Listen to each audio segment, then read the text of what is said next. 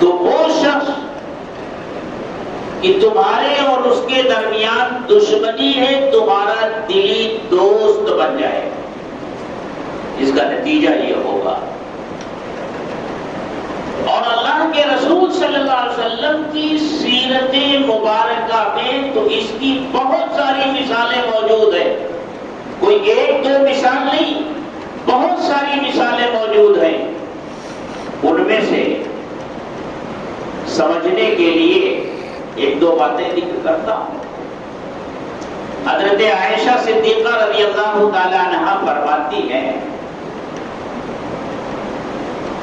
کہ اللہ کے رسول صلی اللہ علیہ وسلم کی خدمت میں ایک شخص آیا اور اس نے اندر آنے کی اجازت مانگی۔ اللہ کے رسول صلی اللہ علیہ وسلم نے ارشاد فرمایا اسے اجازت دے دو، اور اس کے ساتھ ساتھ آپ نے یہ بھی ارشاد فرمایا وَبِئْسَ أَخُو الْعَشِيرَةِ، یہ اپنی قوم کا بہت برا آدمی جو آ رہا ہے، یہ اپنی قوم کا بہت برا آدمی۔ وہ شخص آیا، حضرت عائشہ صدیقہ رضی اللہ تعالی عنہا فرماتی ہیں کہ جب وہ آیا تو اللہ کے رسول صلی اللہ علیہ وسلم نے بڑی بشاشت کے ساتھ اس سے ملاقات فرمائی، اس سے نرم گفتگو کی اور مسکرا کر اس سے گفتگو فرمائی۔ اور جب وہ چلا گیا تو میں نے عرض کیا کہ اللہ کے رسول آپ تو کہہ رہے تھے یہ ایسا ہے ایسا ہے، لیکن جب وہ آپ کے پاس آ کر کے بیٹھا تو آپ نے اتنی بشاشت کے ساتھ اس سے گفتگو فرمائی۔ تو اللہ کے رسول صلی اللہ علیہ وسلم نے ارشاد فرمایا متى عاهدتني فحاشا، عائشہ تم نے مجھے کب فحش گفتگو کرنے والا پایا ہے، سخت گفتگو کرنے والا پایا ہے، کب پایا مجھ کو ایسا؟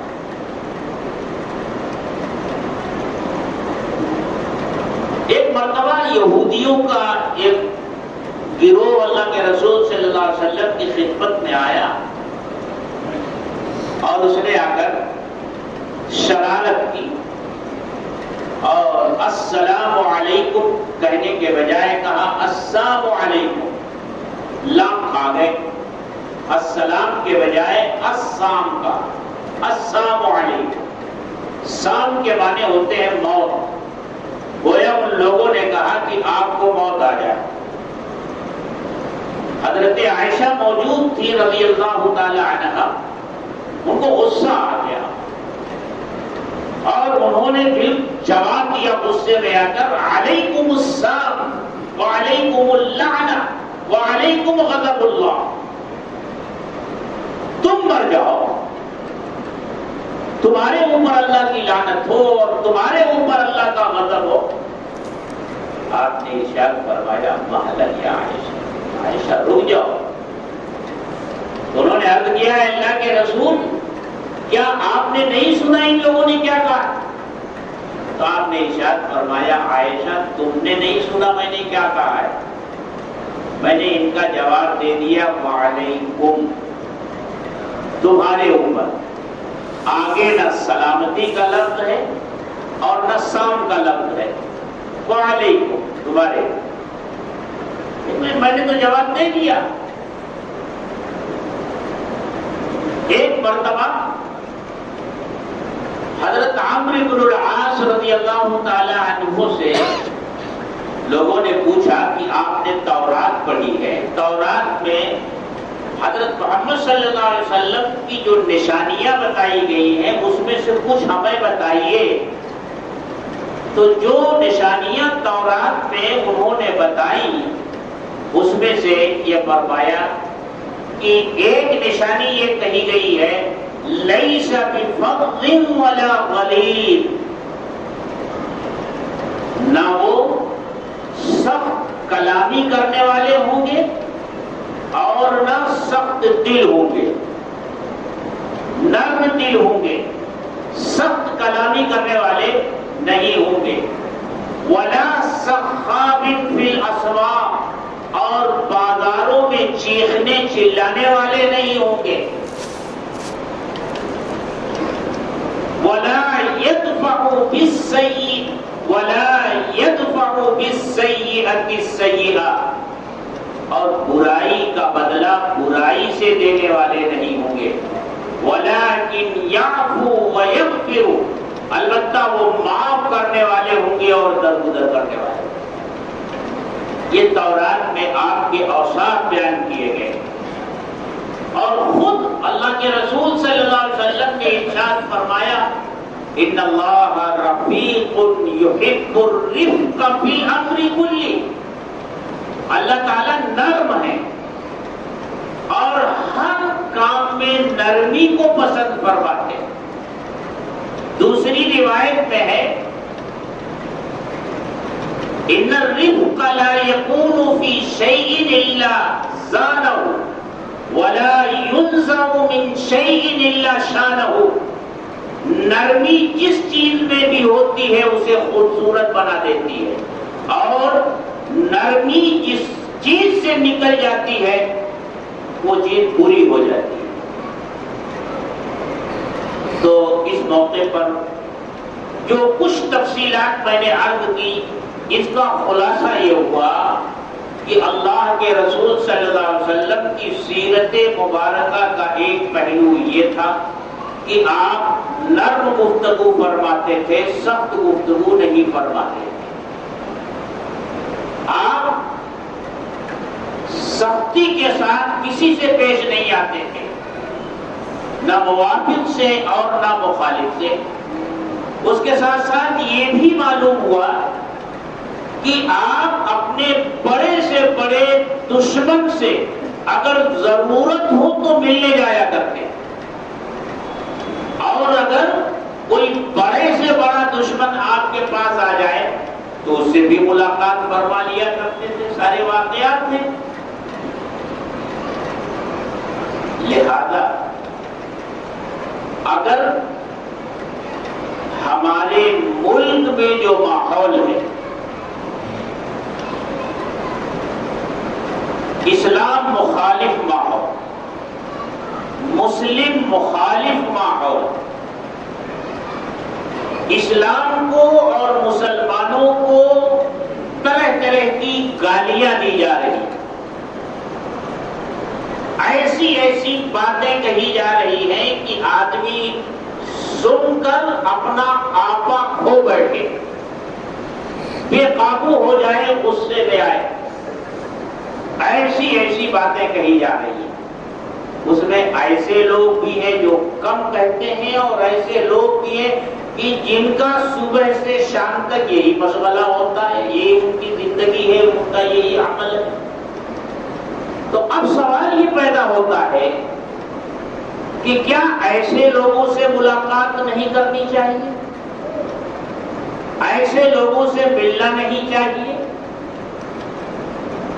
ان مخالفین اور اسلام دشمن لوگوں میں سے اگر کوئی آپ سے ملنے آ جائے، آپ کے دروازے پر آ جائے، آپ کی چوکھٹ پر آ جائے، تو کیا اس سے ملنا نہیں چاہیے؟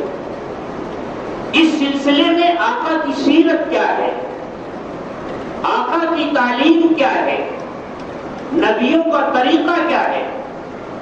ہم تو یہ پاتے ہیں کہ نبی، اور خاص طور سے نبی آخر الزمان حضرت محمد صلی اللہ علیہ وسلم بڑے بڑے اسلام دشمنوں سے ملنے کے لیے اور اسلام کی دعوت دینے کے لیے اور ان سے گفتگو کرنے کے لیے جایا کرتے تھے. اور اگر ان میں سے کوئی آ جاتا تھا تو آپ اس سے بھی بیٹھ کر گفتگو کرتے تھے. ظاہر سی بات ہے ایک مسلمان کے لیے اگر اسوہ اور نمونہ کوئی ذات ہو سکتی ہے تو وہ حضرت محمد صلی اللہ علیہ وسلم کی ذات ہو سکتی ہے. آپ کی ذات صرف نمازوں میں اسوہ نہیں ہے، صرف عبادتوں میں اسوہ نہیں ہے. ایمان والے کی زندگی میں جتنے کام پیش آتے ہیں، جتنے معاملات پیش آتے ہیں، ہر کام اور ہر معاملے میں ایمان والے کو یہ دیکھنا چاہیے کہ نبی آخر الزمان حضرت محمد رسول اللہ صلی اللہ علیہ وسلم کی سنت کیا ہے اور آپ کا طریقہ کیا ہے؟ تو ہم تو یہ پاتے ہیں کہ وہ ملتے تھے، بات کرتے تھے، لیکن ہمارے یہاں ایک مزاج بن گیا ہے لوگوں کا، مزاج یہ بن گیا ہے، یعنی اسلام دشمن اور اسلام مخالف لوگوں کی کڑوی کسیلی باتیں سنتے سنتے ہمارا یہ مزاج بن گیا ہے کہ پتھر کا جواب پتھر سے، بلکہ اینٹ کا جواب پتھر سے ہمیں دینا چاہیے۔ اگر کوئی ایک کہتا ہے تو ہمیں اسے 10 سنانی چاہیے، یہ ہمارا مزاج بن گیا ہے۔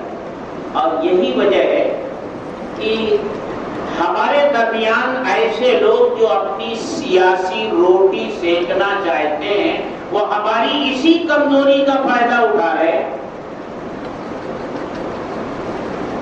وہ اپنی تقریروں میں ایسی ہی باتیں کرتے ہیں جس سے ہمارے دل کو جو زخم لگا ہے مخالفین کی باتوں کا، ان کی گالیوں کا، ہم سمجھتے ہیں ہاں اب ہمارے زخم پر انہوں نے مرہم رکھ دیا، حالانکہ اس کا نتیجہ کیا ہوتا ہے؟ اس کا نتیجہ کچھ اچھا نہیں نکلتا، بڑا خراب نتیجہ اس کے سامنے آتا ہے۔ اب اس پوری گفتگو کے بعد جو بات میں کہنا چاہتا ہوں، میں چاہتا ہوں کہ اسے کھول کر آپ کے سامنے رکھوں۔ دیکھیے، جمعیت علماء ہند کے صدر محترم حضرت مولانا ارشد مدنی دامت برکاتہم نے کچھ سال پہلے، 2-1 سال ہو گئے، RSS کے چیف موہن بھاگوت سے جا کر ان کے آفس میں ملاقات کی۔ ان کی آفس میں جا کر ملاقات کی تھی۔ اس وقت بھی کچھ لوگوں نے بڑا شور مچایا تھا، مولانا کو نہیں جانا چاہیے تھا، نہیں بات کرنی چاہیے۔ ابھی حال ہی میں ایک ٹی وی چینل کا اینکر جو ٹی وی اسلام مخالف اور اسلام دشمنی اس سے بھری ہوئی ہے، اس کا اینکر مولانا کے گھر پہنچا اور اجازت لے کر وہ مولانا کے پاس بیٹھا اور اس نے مولانا کا انٹرویو لیا۔ جب یہ خبر آئی کہ اس نے انٹرویو لیا ہے، ابھی انٹرویو کیا لیا، اس نے کیا سوال کیا اور مولانا نے کیا جواب دیا، کچھ پتا نہیں تھا، صرف اس بنیاد پر کہ مولانا نے اس سے بات کی ہے، اس سے گفتگو کی ہے اور اسے اپنے گھر میں آنے کی اجازت دی۔ اتنا بڑا گناہ بنا دیا گیا مولانا کا کہ ایسا سمجھا جانے لگا اور کہا بھی لوگوں نے کہ مولانا تو بس ان اسلام دشمن طاقتوں کے ساتھ مل گئے، العیاذ باللہ۔ بڑا نرم گوشہ ان کے لیے اپنے دل میں رکھتے ہیں۔ کیسی کیسی الزام تراشیاں مولانا کے اوپر کی گئی۔ تو میں وہی پوچھنا چاہتا ہوں کہ کسی اسلام دشمن سے ملاقات کے لیے جانا یا اگر وہ گھر پہ آ جائے تو اس سے ملاقات کر لینا، اس سلسلے میں اللہ کے رسول صلی اللہ علیہ وسلم کی سیرت کیا ہے، مجھے یہ بتاؤ۔ کیا ملاقات کرنے کے لیے جانا جائز نہیں؟ یا کوئی آ جائے ملاقات کرنے کے لیے تو اس سے گفتگو کرنا جائز نہیں؟ اللہ کے رسول نے تو ایسا کیا ہے۔ تو اب اگر کوئی عالم دین اس پر عمل کرتا ہے، اپنی بات کہنے کے لیے اسلام کے بڑے سے بڑے دشمن کے پاس جاتا ہے، تو اس میں کون سا گناہ ہے؟ یا کوئی اسلام دشمن آتا ہے کچھ بات کرنے کے لیے تو اس سے ملاقات کرنے میں کیا ہونا؟ اور پھر دنیا نے دیکھا کہ اس دشمن نے، اسلام نے اب تک جتنے انٹرویو کیے تھے ہندوستان کی بڑی سی بڑی شخصیتوں کے، سب کا ناطقہ بند کر دیا تھا اس نے، کسی کو جواب نہیں دینے دیا تھا. لیکن دنیا نے دیکھا کہ مولانا کے سامنے وہ کس طرح بے بس نظر آیا اور مولانا نے کس طرح اس کو جواب دیا ہے. اس وقت پورے ہندوستان میں مسلمانوں کے خلاف جتنی چیزیں چل رہی ہیں اس نے ہر ایک کے بارے میں سوال کیا اور مولانا نے ہر ایک کا بالکل مسکت جواب دیا، خاموش کر دینے والا جواب دیا. یہ جواب سن کر وہ لوگ بھی خاموش بیٹھ گئے جنہوں نے ملاقات پر اعتراض کیا تھا. تو میرے دوستو، ہمارے یہاں ہمارے دلوں میں بے اعتمادی بہت پہلے آ جاتی ہے. بھروسہ ہم کسی کے اوپر نہیں کرتے. لوگ کہتے ہیں کہ مسلمانوں کا کوئی قائد نہیں، ایسا نہیں ہے. مسلمان ہی کسی کو اپنا قائد اور رہبر ماننے کو تیار نہیں. دوسری قوموں میں دیکھیے کہ وہ اپنے رہبروں کی بڑی سے بڑی غلطیاں نظر انداز کر کے ان کی باتوں پر عمل کرتے ہیں، ان کے پیچھے چلتے ہیں. ان کے قائد کی زندگی کتنی ہی گھناؤنی کیوں نہ ہو لیکن اس کے باوجود وہ ان کے پیچھے چلتے ہیں. اور اب مسلمانوں کا کیا حال ہے؟ بے بات کی بات پیدا کر کے اپنے ایسے بزرگوں کے بارے میں اپنی بے اعتمادی کا اظہار کرنے لگتے ہیں. تو میرے دوستو، اللہ کے رسول صلی اللہ علیہ وسلم کی سیرت کا یہ پہلو بھی سامنے رکھنا چاہیے. لیکن ہمارے لیے مشکل تو یہ ہو گئی ہے اس کی سیرت کو بھی ہم نے ایک محدود دائرے میں قید کر کے رکھ دیا ہے کہ یہی سیرت ہے، اس کے آگے سیرت نہیں. جیسے دین صرف نماز، روزہ، زکات تک ہے، باقی رہی تجارت، معاملات اور سارے، وہاں دین کی کوئی پرواہ نہیں ہوتی. ایسی ہی سیرت کو ہم نے ایک خاص دائرے میں محدود کر کے رکھ دیا ہے، جبکہ سیرت میں ہر چیز کے لیے اسوہ اور نمونہ موجود ہے. اللہ تعالی ہم سب کو اس کی سمجھ عطا فرمائے. وآخر دعوانا الحمدللہ.